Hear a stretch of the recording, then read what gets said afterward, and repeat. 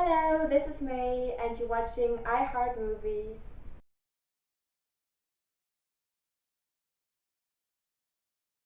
Hi everyone, this is my first video of my YouTube channel. I want to dedicate this channel to film. So basically what I'm doing here is I want to give you reviews, I want to give you recommendations, I want to give you extra information, and I want to raise your awareness for film, because I'm under the impression that a lot of people out there just go to the movies and watch movies because they want to be entertained. That is definitely a very good reason to watch film, but you can gain so much more from the experience if you know certain stuff about film. Here it goes. So my very first review goes out to drums.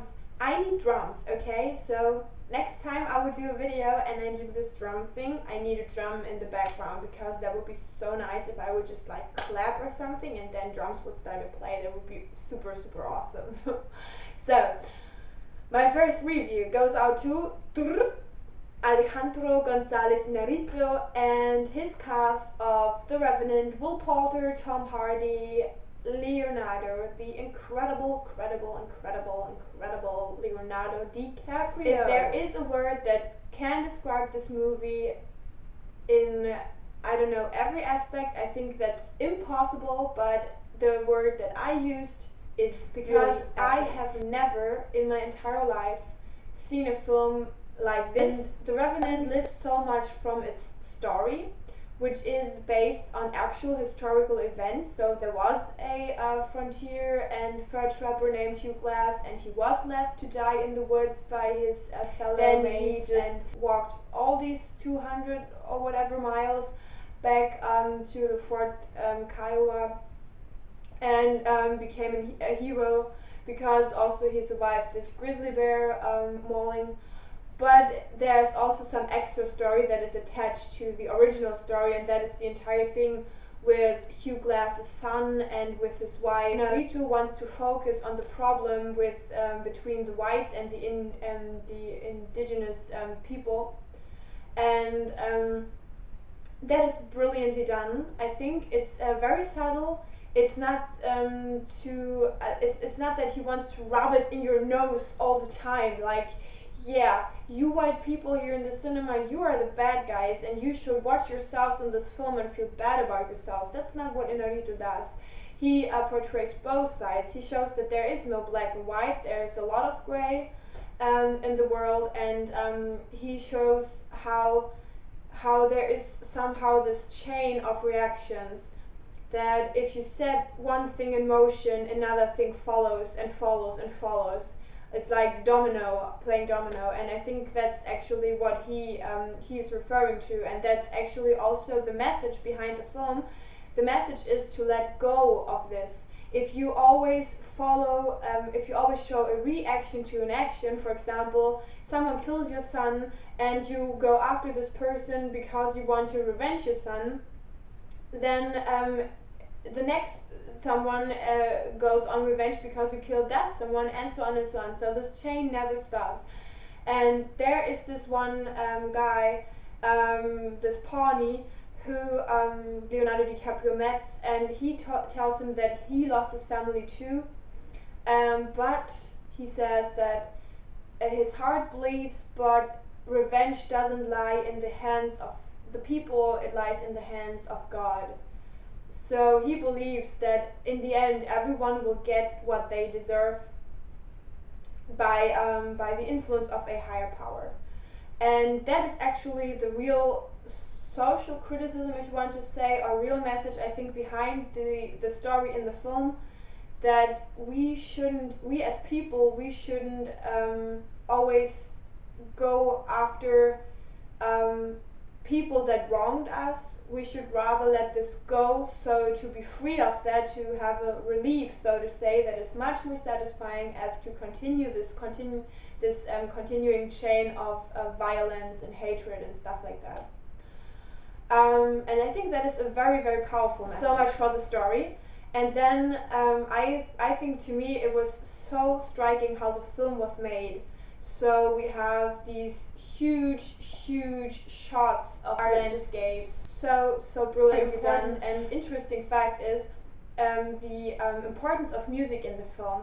Music is, as also the maybe social hinted criticism, not so dominant. Music is just there to support sometimes the action and to bring us up into a sort of climax situation, and then the film cuts to the next shot, and then we just see almost like still lifes, pictures of nature.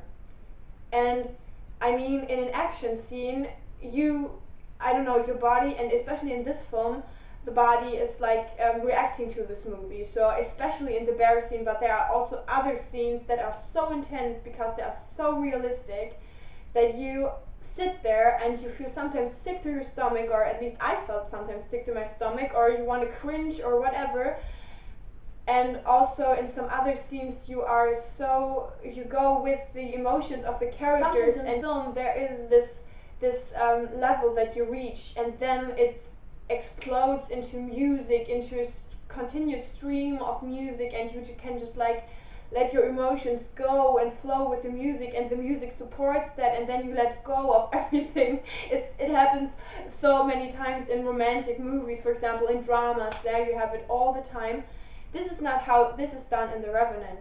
In The Revenant, the movie brings you up to that level where you want to break free, and then it cuts, as I said, to the next picture, and you see still life shots of nature, and you are all alone with your thoughts, and you are in this particular moment, you are there in the film, and you can just like let your thoughts free by watching beautiful shots of landscape with a very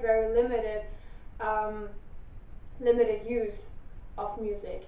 And I think that is so brilliantly done. Really, that makes the entire experience of watching the movie so much more intense, because you have to also rely on yourself and your own emotions. The film doesn't give you everything. The film wants you to participate, and that's amazing. I think if a film manages to do that, that's really nice. So we talked about the camera and the music and about the story, and there's just one more thing. There are so many other things I would like to mention, but I thought these were the most important. There is one other thing, and that is obviously Leonardo DiCaprio. And I know that it's not a surprise for anybody that he's just like in every other role, he's just so exceptional. But it was so interesting for me to watch him just playing with his face, with his gestures, with his mimics, with his emotions, basically, without putting them into words. I think it's so much easier if you have words to describe how you feel. If you have words to describe how you feel, then naturally the emotions are mirrored in your face. But if you don't have words to express how you feel, you just have your eyes, you have like, I don't know, muscle movement in your face and stuff like that. And I think that he does such a great job with his eyes in particular. These scenes in the woods where he is alone with Tom Hardy's character Fitzgerald, and with Will Poulter's character Bridges, and with his son Hawk. These scenes are so good because you basically just see him lying there. He's almost paralyzed. He's just looking up to the sky, looking up to the trees. Another very important motive in the film, the trees.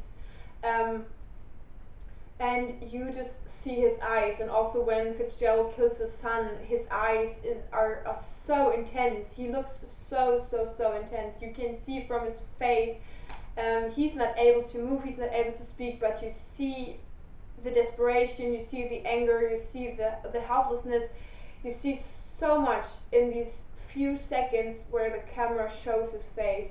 That's amazing. And also the scene when he's left in the woods and Fitzgerald already killed his son, and Leonardo DiCaprio, or his character Hugh Glass, climbs out of the grave, and then he sees the blood, and before he sees the blood, the camera is on his face, and he suddenly freezes and sees the blood, and you can see from his face that he's actually noticing something that that makes him right away, puts him into a whole different state of mind. You can see how desperate he is to believe that maybe his son is still alive or whatever, or he realizes in that moment that he probably isn't, and crawls after him to search for him. And gosh, this is so well and brilliantly done by Leonardo DiCaprio. Chapeau. That was so good. This is one of my favorite scenes in the film. My other favorite scene in the film is the last fight between Hugh Glass and Fitzgerald, between Tom Hardy and Leonardo DiCaprio. Not only because the camera, and this is done very often in the film, that the camera is really close to the characters, like hand camera, and you can see their breath on the lens of the camera. And in the last fight, you see also the blood that the blood is all around, and the camera gets really close to these characters, and you see their faces and how eager they are to fight the other and to bring the other down. And that's also very interesting to use hand camera, because hand camera is often used to give you as a viewer the feeling that you are in this film, like it has more a point of view shot, like more subjective level of usage of the camera. And so people that watch the movie are more closer to the action and therefore closer to the characters and more in the film, like participating more maybe. And I find this really good that Alejandro González Iñárritu does that in this film, in this particular scene, that he uses this. And obviously in this scene you also have in mind the quote from Leonardo DiCaprio's wife, from Hugh Glass's wife, sorry. As if Leonardo DiCaprio was married. Okay, so you have in mind the voice of and the quote of Hugh Glass's wife, who said, if you know that a storm is coming and you look up to the trees, you bet that the tree will fall, but then you look at the tree's roots and you see how strong this tree is. And this doesn't apply only to, I think, to Leonardo DiCaprio's character, it also applies to Tom Hardy's character. So this just shows that these are equal men in strength. They both have goals, they both have aspirations, and I think that even though Tom Hardy's character appears to be a super badass villain, he has a point, I guess. He just wants to survive in this world, in this new world, and he does what is necessary to do so, and so does Leonardo DiCaprio, but they have just different ways of interpretation and of perspective, and I think that is really interesting. And what's also interesting about the tree quote is that we have trees all over the film. The first thing you see in the film are roots of the trees lying in water, and then the camera goes up to the stems of the trees, and then you can see Hawk and I think Bridges who go through the water, and then the camera goes to Leonardo DiCaprio. So we have a lot of trees, and we have a lot of shots where the camera goes up into the sky and you see the crowns of trees making a circle, and you see a little bit of sky. Let's just leave you with that. Maybe you haven't thought about it that much, maybe you have. If you have, I would love if you subscribe and leave comments like what do you think about these symbols and metaphors and how they transport the story. I think this is it for now. If you have questions, you can write in the commentary section, and maybe you want to subscribe to my channel. I would love that. I will do from now on I will do a I Love Movie Monday video. Every Monday you will get a video from me where I give you recommendations for movies that you may want to watch. And yeah, I just leave it with that. Thank you for watching, and I wish you all a good day. Bye bye!